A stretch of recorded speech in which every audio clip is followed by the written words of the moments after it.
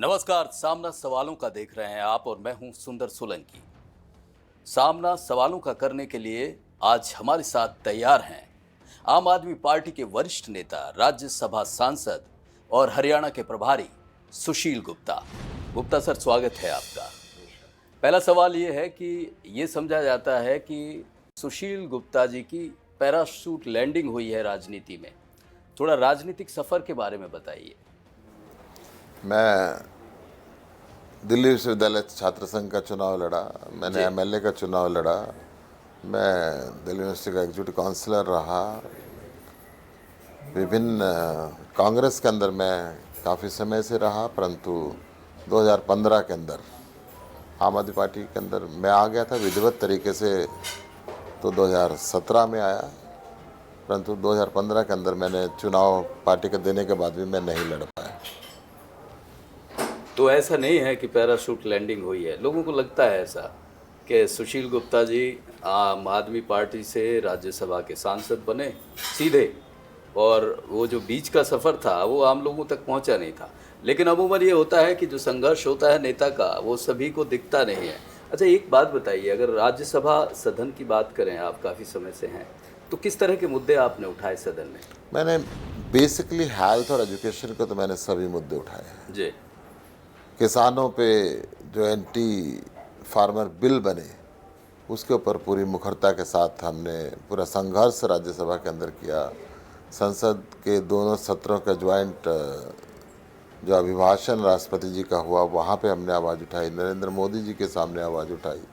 अनेकों समय संसद के अंदर हम लगातार इस आवाज़ को उठाते रहे, परंतु जो भी बिल राज्यसभा में आए किसी भी विषय में, उनके अंदर सब में पार्टिसिपेट किया और जो जन भावना है वो सदन के सामने रखी। अच्छा, ये जो आवाज़ राज्यसभा में उठती है, आप मानते हैं कि राज्यसभा की जितनी ज़रूरत पे बहुत सारे सवाल उठने लगे हैं, क्या राज्यसभा की उपयोगिता अभी भी आपके हिसाब से है? 100% पूरे देश के हिसाब से इसकी उपयोगिता है, क्योंकि लोकसभा में कई बार मेजोरिटी, थम्पिंग मेजोरिटी जी। एक दल की आती है और सांसद ना चाहते हुए भी अपने लीडर के हक में वहाँ पे बोलते हैं।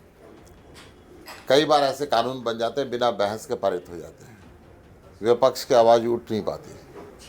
राज्यसभा एक परमानेंट सदन है, सीनियर मेंबर्स उसके अंदर आए जाते हैं और एक एक बात पे विचार होता है। बहुत से ऐसे समय आए हैं मेरे सामने जब राज्यसभा में उन बिलों को पारित नहीं किया गया, सेलेक्ट कमेटी को भेजा गया, उस पर पुनर्विचार हुआ, उसके हिसाब से संशोधन हुए। इस बात को सरकार ने भी माना कि जल्दबाजी के अंदर कुछ चीज़ें हुई हैं, उनको दोबारा से दुरुस्त किया। तो आप मानते हैं कि राज्यसभा की उपयोगिता है और इसे बना रहें? क्योंकि मैंने ये सवाल इसलिए किया कि बहुत समय से ये बात आ रही है, सवाल उठने शुरू हो गए हैं। एक बात और, पंजाब में जिस तरह की आपको जीत मिली है, अब जो वहाँ की आकांक्षाएं हैं, जो वहाँ की उम्मीदें हैं, उस हिसाब से जो कोर्स ऑफ एक्शन होना चाहिए था, अब इस आप लोगों पर आरोप लगने लगे कि भगवंत मान वहाँ रैली कर रहे हैं बजाय ये कि वादा करने के, इस तरह की स्थिति है। और दूसरी बड़ी बात ये है कि जो आप फ्री बिजली, फ्री पानी, ये सारी चीज़ें देते हो, उसके लिए आप जब पैकेज मांगने की बात करते हैं तो आप केंद्र सरकार से गुहार लगाने लगते हैं। दिल्ली के अंदर हमारी तीसरी बार सरकार बनी है, 1 रुपये घाटे का बजट नहीं है, 1 रुपया कर्जा नहीं लिया, जनता का पैसा, टैक्स पेयर का पैसा टैक्स पेयर को वापस दे रहे हैं। हमने कोई भी स्कीम गरीबी और अमीरी के आधार पर नहीं बनाई।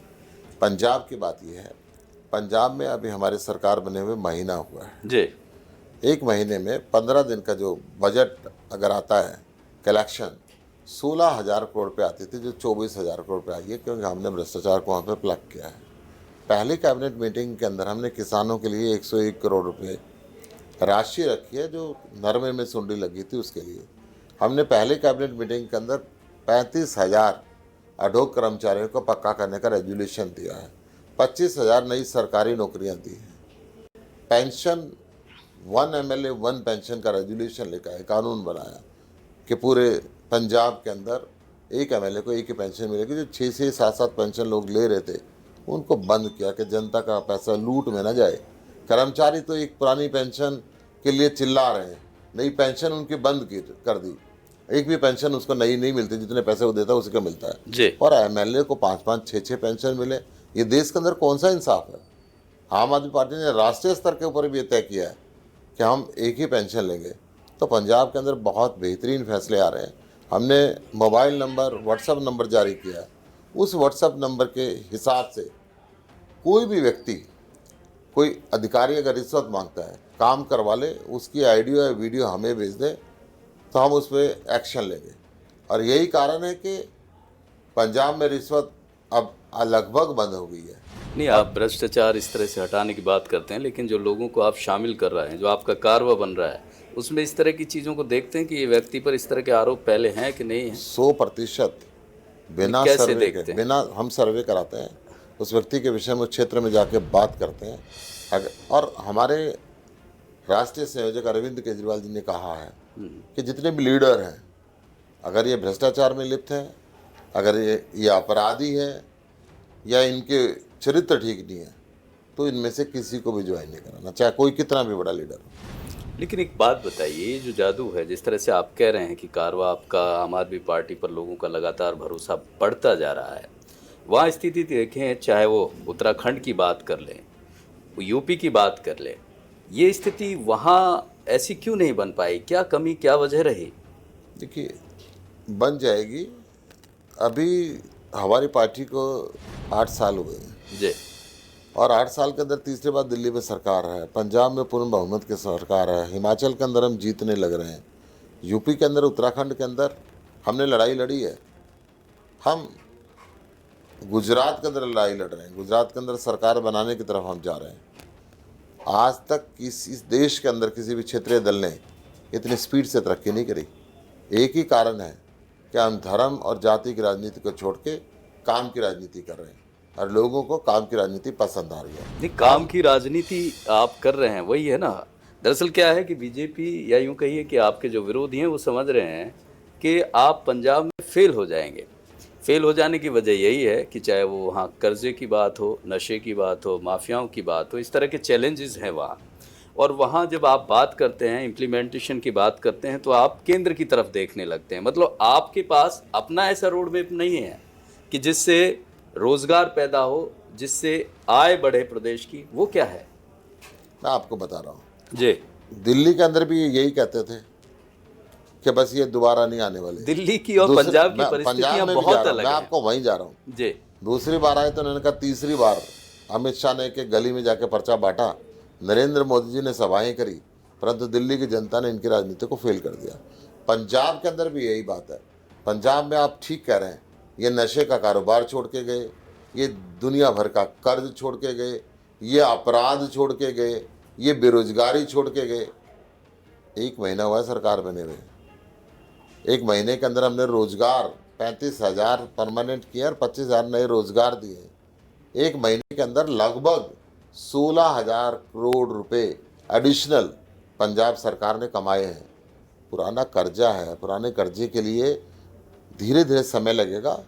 दिल्ली से बेहतर पंजाब होगा, आप चिंता ना करें। दिल्ली से बेहतर पंजाब बनाएंगे 100%, क्योंकि यहाँ पे हमारा रोड़ा अटकाने के लिए लेफ्टिनेंट गवर्नर रहते हैं, रोड़ा अटकाने के लिए होम मिनिस्टर रहते हैं। कोई भी पॉलिसी आती है 6 महीने तो कम से कम उसको अटकाते ही हैं। फिर सुप्रीम कोर्ट में जाके फैसला लेना पड़ता है। सुप्रीम कोर्ट के कॉन्स्टिट्यूशनल जज के फैसले के बाद भी, कॉन्स्टिट्यूशनल बेंच के फैसले के बाद भी सर्विसेज नहीं देते। एक छोटा सा होम मिनिस्ट्री ऑर्डर निकाल जाती है, फिर दोबारा जाना पड़ता है। पंजाब में पूरी सरकार है, आप चिंता ना करें। चैलेंज भी तो है। मैं कह रहा हूँ पंजाब में पूरी सरकार है, चैलेंज भी है कि पूर्ण राज्य है, एक तौर से पहली बार आप लोगों को मिला। आम आदमी जिंदगी में चैलेंज ही झेलता आया है। रोटी खाने का चैलेंज, नौकरी का चैलेंज, भ्रष्टाचार का चैलेंज, अधिकारियों के दबाव का चैलेंज, लीडरों के शोषण का चैलेंज। ये आम आदमी अब सत्ता पे बैठ रहा है तो ये सारे चैलेंजों को दूर करेगा ताकि आम आदमी सुखी रहे। यहाँ एक छोटे से ब्रेक के लिए रुक रहे हैं। ब्रेक के बाद जब वापस लौटेंगे तो आपको दिखाएंगे कि हरियाणा के प्रभारी के तौर पर सुशील गुप्ता ने किस तरह से जिम्मेवारी निभाई है, पहली बात। और दूसरी बात कि जो हरियाणा के ज्वलंत मुद्दे हैं उन पर आम आदमी पार्टी क्या राय रखती है।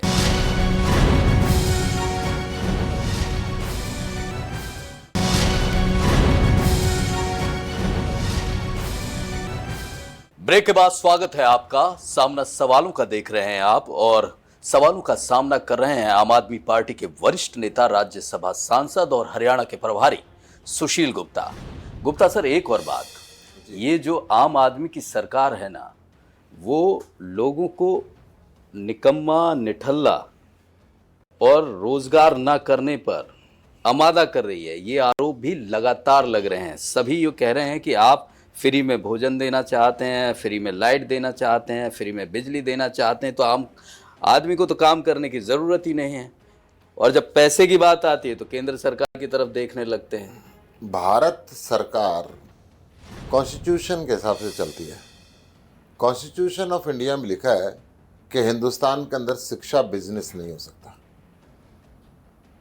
सारे हिंदुस्तान के अंदर 75 साल में इन्होंने शिक्षा की दुकानें खुलवा दी, सरकारी स्कूल फेर करके प्राइवेट स्कूल बनवा दिए।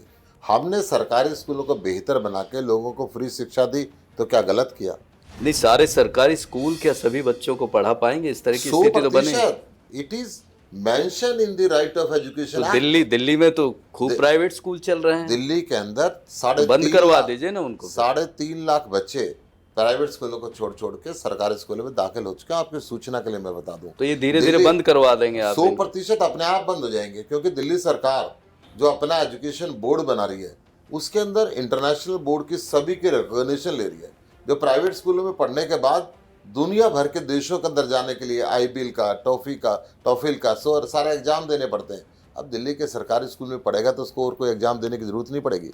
प्राइवेट स्कूल से जो रोजगार आता है, जो क्वालिटी आती है, उसका क्या विकल्प है? आप बंद करवाने की तो बात कर रहे हैं। हम बंद कराने की बात नहीं कर रहे।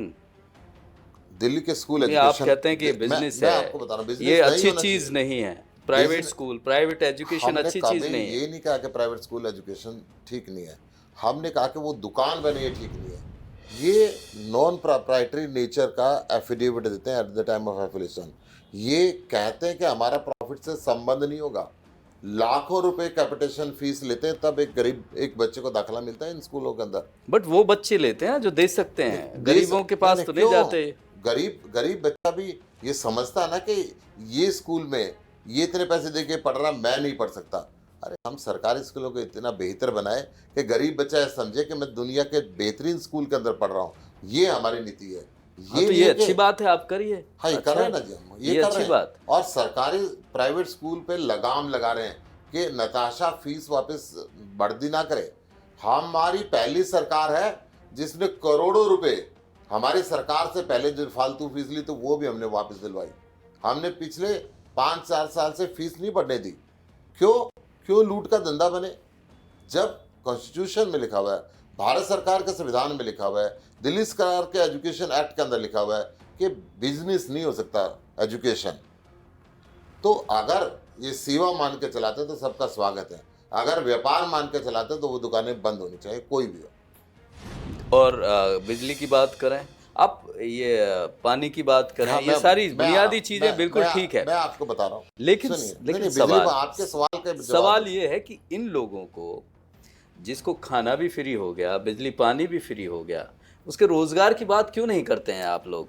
उन्हें रोजगार दे दीजिए ना, वो अपने आप कमाएगा, अपने आप खाएगा, अपने आप भरेगा। क्या मैं वहीं पे आ रहा हूँ? आपके सवाल का जवाब पूरा सुने आप जी, बताइए। बिजली चोरी होती थी, घंटों घंटे बिजली नहीं होती थी, तार डाले जाते थे, जरूरत पे पैसे के दे के भी बिजली नहीं मिलती थी। अरविंद केजरीवाल जी ने कहा कि कोई गरीब का बच्चा बिना पढ़े रात को अंधेरे में न सोए, कोई अधपका खाना ना खाए, 200 यूनिट बिजली की फ्री की। सबको कहा कि चोरी करने की जरूरत नहीं है, आप मीटर लगाएं। सारी दिल्ली ने मीटर लगवाए। अब दिल्ली के अंदर बिजली नहीं जाती, ना डोरी डलती, ना उनको चोर बनना पड़ता, ना जेल जाना पड़ता, और ना ही बच्चा रात को पढ़े बगैर रहता, और ना ही उनका खाना अधपका रहता। क्या सरकार अपने नागरिक का इतना भी ख्याल नहीं रख सकती कि वो रात को कच्चा अधपका खाना खा रहा है, या ट्यूबलाइट के नीचे बैठ के बच्चा स्ट्रीट लाइट पे पढ़ रहा है? अगर उस बच्चे की जरूरत है तो 200 यूनिट बिजली फ्री करना, उससे गुरेज नहीं है गुप्ता सर, उससे गुरेज नहीं है। नहीं, अच्छी बात ये है, आप बिल्कुल ठीक है, बुनियादी हक है एक नागरिक का, इस देश की का होना चाहिए, लेकिन रोजगार भी तो एक बुनियादी हक है। उस पे क्या काम है, उस पे क्या रोड मैप है? आप कितना रोजगार आप दिल्ली में दे पाए, कितना पंजाब का सोच रहे हैं? पूरे देश के अंदर केवल दिल्ली सरकार है जिसने रोजगार बजट निकाला, 20 लाख नौकरियों का प्रावधान किया, हमने अंतर्राष्ट्रीय मेले लगाए, हमने एजुकेशन के अंदर ऐसी नौकरियां निकाली कि फेलोशिप ले, मंत्री के साथ रहे, विधायक के साथ रहे, मुख्यमंत्री के साथ रहे, सांसद के साथ रहे, राजनीति सीखे, ईमानदार लोग राजनीति के अंदर आए। आज दिल्ली सरकार ने 20 लाख रोजगार निकालने का बजट निकाला, और रोजगार बजट हिंदुस्तान में किसी और सरकार ने नहीं निकाला। हमारी कोशिश ये थी कि टाइम बाउंड समय के अंदर हर एचओडी को निर्देश दिए कि रोजगार निकाले, इतनी इतनी नौकरियां निकालनी है, और रैट टेबिज्म में ना फंसे। अगर उसको कहीं दिक्कत आ रही है, वो मुख्यमंत्री जी का डोर नॉक कर सकते हैं, वो अपने विभाग के मंत्री का डोर नॉक कर सकते हैं, उस समस्या का हल है। दिल्ली रोजगार के अंदर नंबर 1 है, दिल्ली नए उद्यम शुरुआत करने के लिए नंबर 1 है।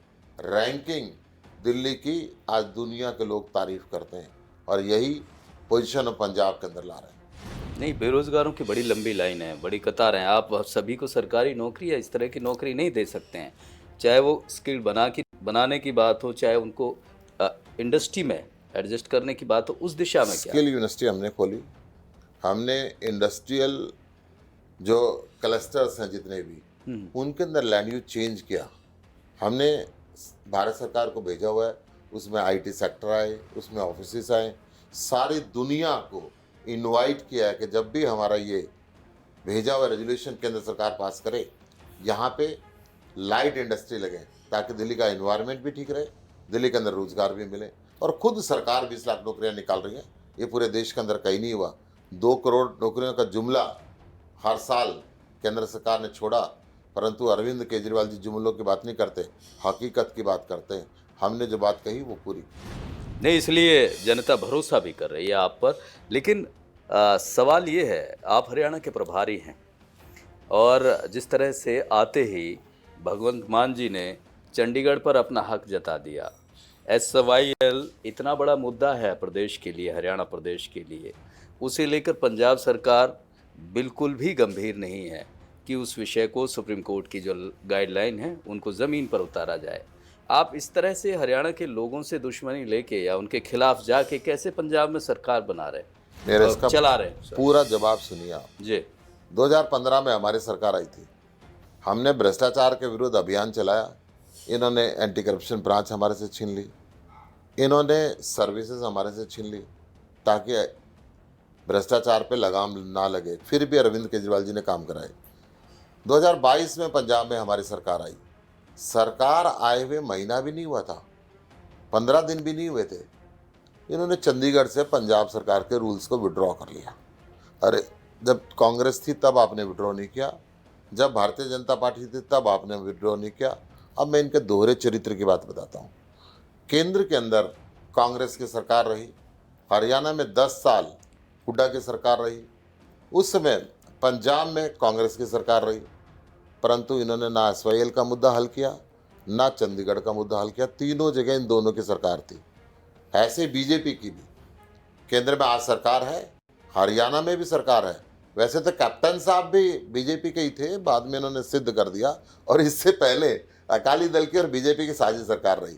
ना इन्होंने चंडीगढ़ का मुद्दा हल किया, ना इन्होंने SYL का मुद्दा हल किया, क्योंकि इनकी नीयत नहीं है। अब मैं चंडीगढ़ पे जवाब दे रहा हूँ। हाँ, दोहरा रवैया तो आप लोगों का भी सामने आ रहा है ना। बिल्कुल नहीं। आप हरियाणा से पानी मांगते हैं, SYL का पानी आप सुनिए तो सर, देने में आप मदद नहीं, वही आपके क्वेश्चन का पूरा जवाब तो दे दूं। जी बोलिए।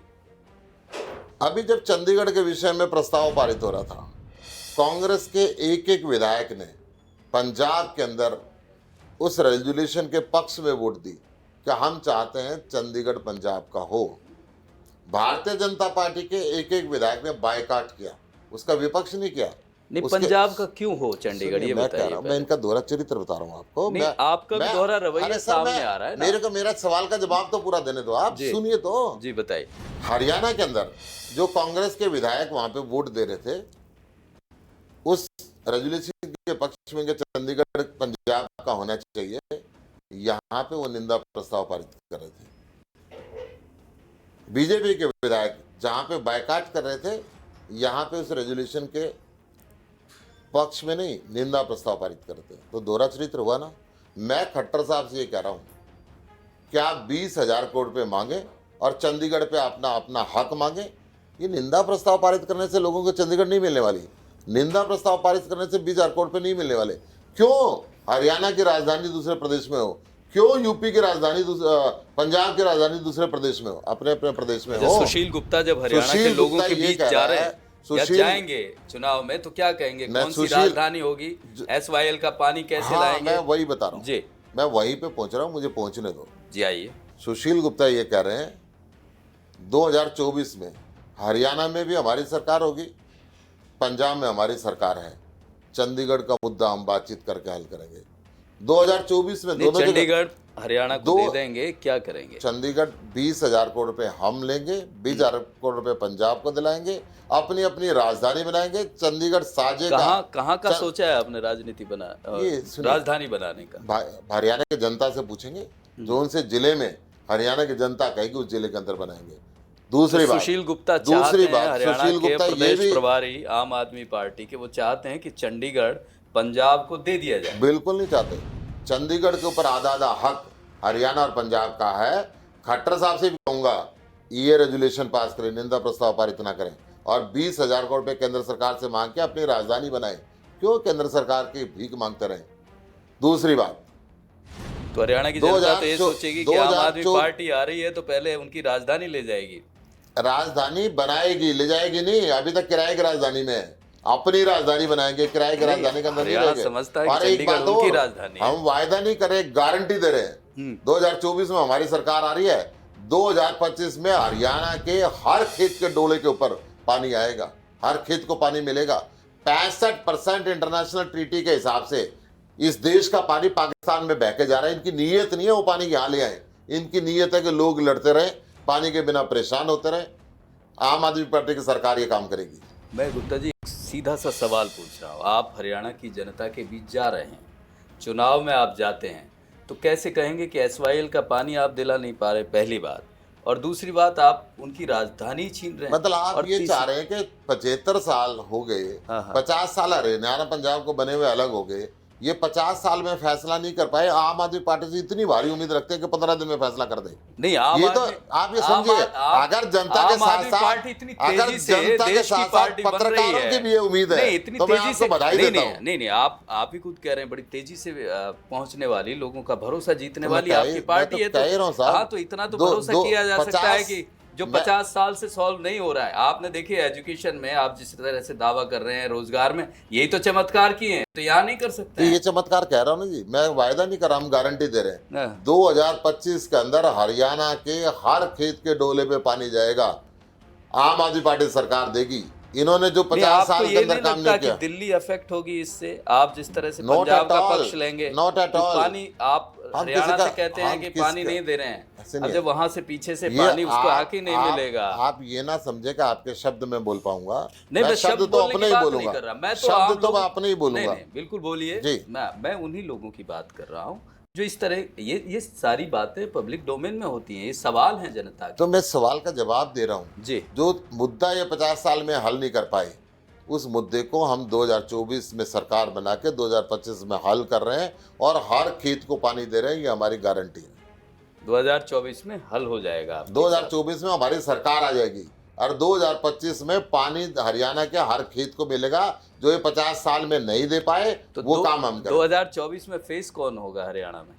ये जितने लोग खड़े हैं ना, आपके कैमरामैन खड़े हुए हैं, आप खुद खड़े हुए हैं। चेहरा मिल गया है। चेहरा बता तो रहा हूँ जी, आम जनता हमारा चेहरा है। आम जनता से पूछेंगे कौन मुख्यमंत्री होना चाहिए, जनता जिसको कहेगी बना देंगे। चेहरा विशेष बात नहीं है। हमारे यहाँ मोबाइल मैकेनिक पंजाब के मुख्यमंत्री को हराता है, हमारे यहाँ ढाबे वाला चंडीगढ़ के मेयर को हराता है। ये जो आम जनता है ना, वही चेहरा है। ये बात छोड़ दो कि राजा का बेटा राजा बनना चाहिए। मुख्यमंत्री तो जो जिसे आप चाहते हैं वही बने। ना, पंजाब के अंदर भी जनता ने भगवंत मान को बनाया। अरविंद केजरीवाल ने जनता से पूछा था। हरियाणा के अंदर भी जनता जिसको चेहरा बनाना चाहेगी, हरियाणा की जनता मालिक हरियाणा की जनता जिसको विधायक बनाना चाहेगी, सर्वे करके उसको टिकट देंगे। हरियाणा की जनता जिसको मुख्यमंत्री बनाना चाहेगी, सर्वे करके हरियाणा की जनता से पूछ के वो मुख्यमंत्री बनेगी। तो अभी तक जिस तरह से एक कारवा आपसे जुड़ता जा रहा है, कोई ऐसे चेहरे आपको लगते हैं कि हरियाणा में प्रोजेक्ट कर सकें? आम आदमी पार्टी चेहरों की राजनीति नहीं करती। आम आदमी पार्टी काम की राजनीति करती है। हमने फिर बताया, राजा का बेटा राजा नहीं बनाते नहीं, मेरे हम जनता हमारे का। जहन में एक चेहरा है, सुशील गुप्ता कैसे रहेंगे? सुशील गुप्ता ना चुनाव लड़ रहा, ना किसी लाइन में है। सुशील गुप्ता की ये इच्छा है कि हरियाणा सुधरे। वहाँ मैं पैदा हुआ था, वहाँ एजुकेशन अच्छी हो, वहाँ मैं पैदा हुआ था, हेल्थ अच्छी हो। हरियाणा में देश के सबसे ज़्यादा बेरोजगार हैं, 26% बेरोजगार हैं। अगर मैं 18 से 28 साल की बात करूं तो 80% बेरोजगार हैं। नए बच्चों को कोई रोजगार नहीं मिल रहा। वो मजबूरी में गुनाह के रास्ते पे चलने के लिए मजबूर है। सुशील गुप्ता की इच्छा है हरियाणा के एक एक बच्चे को रोजगार मिले। सुशील गुप्ता किसी लाइन में नहीं है। ये इच्छा है कि आम आदमी पार्टी सत्ता के लिए पैदा नहीं हुई, व्यवस्था बदलने के लिए पैदा हुई है, और हरियाणा की व्यवस्था बदलेंगे, बदलेंगे और बदलेंगे। अच्छा सर, एक और सवाल है आपसे कि आप आम आदमी पार्टी हैं, आप लोग आम आदमी की बात करते हो, लेकिन जितने ज़्यादातर लोग जो शामिल हो रहे हैं, कोई 4 बार के विधायक हैं, कोई मंत्री हैं, तो इस तरह के ये आम आदमी कहाँ हैं? देखिए, आप निर्मल सिंह की बात कर रहे हैं। नहीं, उमेश अग्रवाल, रविंद्र मछरौली। मैं वही बता रहा हूँ आपको। अगर सबसे पहले हरियाणा के अंदर 3 अपनी पेंशन उन्होंने सरेंडर की है। आम आदमी पार्टी ने घोषणा की है कि एक पेंशन लेंगे एक एमएलए की। इसका सवाल लेके मुख्यमंत्री के पास जब लोग पहुंचते हैं, हरियाणा के मुख्यमंत्री के पास, तो उनको बड़ी चिंता होती है। अभद्र भाषा का प्रयोग करते हैं हमारे मुख्यमंत्री अरविंद केजरीवाल जी के लिए। अरविंद केजरीवाल जी तो कहते हैं तुम हमें गाली दे दो, परंतु काम तो करो लोगों के। हमारी गाली देने से अगर काम होता है तो दो और फालतू दे लो, परंतु अच्छे स्कूल बना दो, अच्छे हॉस्पिटल बना दो, अच्छे कॉलेज बना दो, लोगों की नौकरियां दे दो। किसान जो आज़ादी के 75 साल बाद भी कर्ज के बोझ के नीचे दब के आत्महत्या करने के लिए मजबूर है। मैं अमेरिका के किसान की बात करूं, हेलीकॉप्टर से अपने खेत के अंदर जाता है। मैं यूरोप के किसान की बात करूं, मछली कार के अंदर जाता है। 75 साल के बाद भी जय जवान जय किसान का नारा देने वाले देश में सवेरे 4 बजे जब पानी का नंबर आता है तो उसके पास टूटी हुई साइकिल भी नहीं होती। पूरा परिवार पूरे दिन खेत में मेहनत करता है, भरपूर खाने के लिए रोटी का गुजारा नहीं होता। तो इस तरह की स्थिति पंजाब के किसानों की भी जल्द बन जाएगी। जल्द बनी हुई है, बन जाएगी नहीं, उसको सुधारेंगे जी। और उनकी स्थिति को बेहतर करेंगे। अच्छा सर, एक आखिरी सवाल आपसे कि आप सोचते हैं कि 2024 में अरविंद केजरीवाल पीएम पद का चेहरा हो सकते हैं? देश की जनता तो यही चाहती है कि अरविंद केजरीवाल जिस प्रकार से देश को सुधार रहे हैं, शिक्षा को सुधार रहे हैं, चिकित्सा की व्यवस्थाओं को सुधार रहे हैं, रोजगार पैदा कर रहे हैं, महिला का सम्मान कर रहे हैं, किसान के लिए अच्छे साधन उपलब्ध करा रहे हैं, तो ऐसे व्यक्ति देश के प्रधानमंत्री होने चाहिए, ये जनता के। बेहद शुक्रिया सर, सुशील गुप्ता सर। और बहुत बेबाकी के साथ उन्होंने अपनी राय रखी, चाहे वो देश के मुद्दों की बात हो, चाहे आम आदमी पार्टी के रोड मैप की बात हो, हरियाणा को लेकर उनकी क्या प्रायोरिटी हैं उस पर बात की। और बड़ी बात ये कही, जिस तरह से राज्यसभा सांसद हैं, सदन में अलग अलग मसले उठाते रहे, उसकी उपयोगिता बनी रही है। बहुत बेबाकी के साथ उन्होंने अपनी सारी बात कही। फिलहाल इस खास पेशकश में इतना ही, फिर मुलाकात होगी, तब तक के लिए नमस्कार।